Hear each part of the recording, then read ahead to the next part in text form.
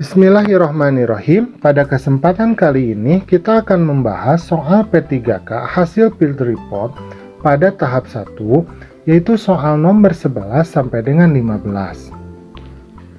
Negara pendiri ASEAN, Association of Southeast Asian Nations atau disingkat ASEAN atau Perhimpunan Bangsa-Bangsa Asia Tenggara yang disingkat Perbara, didirikan di Bangkok 8 Agustus 1967.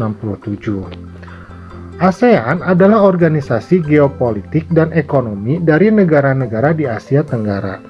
Sejarah ASEAN diawali dengan pertemuan antara 5 menteri luar negeri di Bangkok yang berlangsung pada 5 sampai dengan 8 Agustus 1967.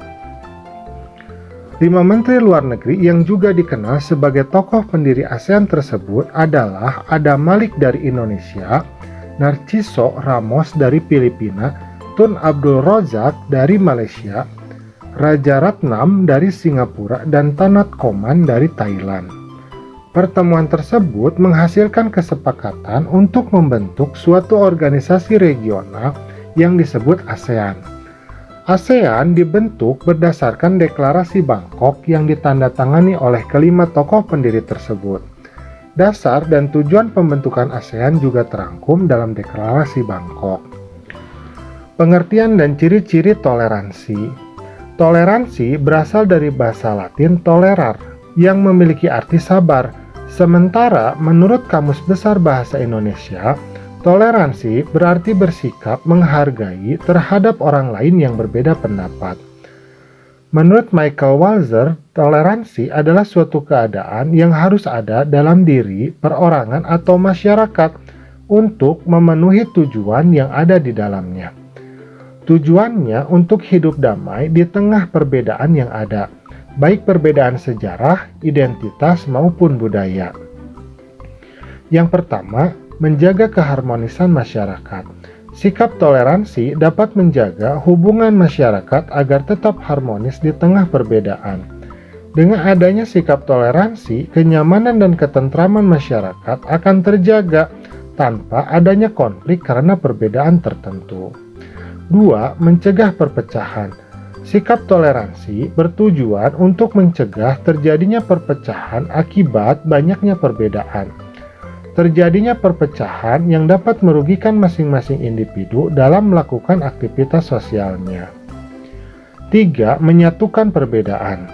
Toleransi diciptakan untuk saling melengkapi dan menyatukan perbedaan karena perbedaan berpotensi menyebabkan konflik.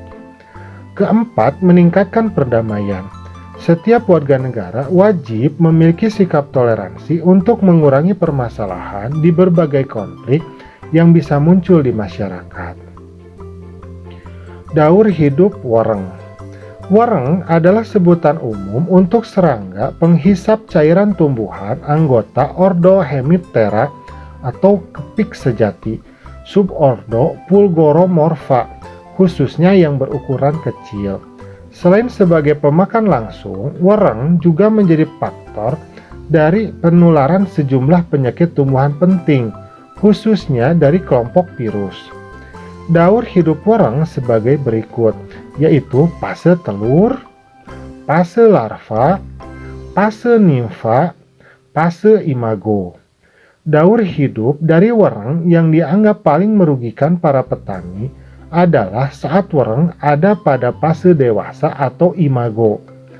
Alasan mengapa ia sangat merugikan adalah karena pada fase ini, wereng dewasa tidak hanya merusak tanaman padi, tetapi juga terus berkembang biak dan menghasilkan banyak telur-telur baru. Hitung campuran Kabataku. Kabataku merupakan singkatan dari kali bagi tambah kurang. Operasi tersebut sudah sering muncul pada soal-soal tentang materi bilangan bulat. Untuk melakukan kabataku, maka perhatikan beberapa aturan. Yang pertama, kita harus menghitung dulu bilangan yang ada di dalam tanda kurung. Yang kedua, kita harus menghitung dulu bilangan yang ada perkalian atau pembagian. Yang ketiga, baru kita dapat melakukan penjumlahan dan pengurangan.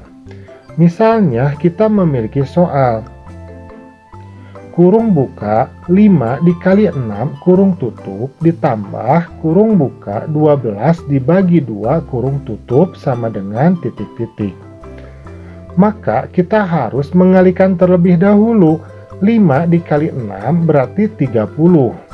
Ditambah 12 dibagi 2 sama dengan 6. Berarti 30 ditambah 6 sama dengan titik-titik. Hasilnya adalah 30 ditambah 6 yaitu 36. Rumus kecepatan, jarak, dan waktu. Rumus kecepatan, jarak, dan waktu digunakan untuk menentukan jumlah jarak kendaraan yang melaju. Rumus ini sangat sederhana karena melibatkan pembagian dan perkalian dari suatu nilai. Untuk menghitung jarak, kita cukup mengalihkan antara kecepatan dikali dengan waktu. Untuk mencari kecepatan, maka kita harus membagi jarak dengan waktu. Untuk mencari waktu, kita harus membagi jarak dengan kecepatan. Misalkan contoh, diketahui jarak yang harus ditempuh adalah 4.500 meter. Kemudian, waktu yang diperlukan adalah 1,5 jam. Berapa kecepatan kendaraan tersebut?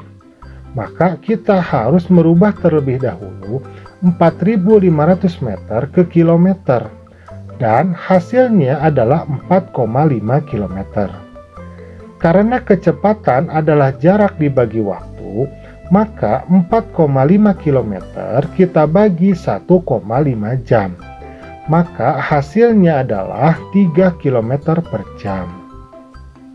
Terima kasih atas perhatiannya. Silahkan lanjutkan untuk menyimak pembahasan soal 16-20 pada video selanjutnya. Assalamualaikum.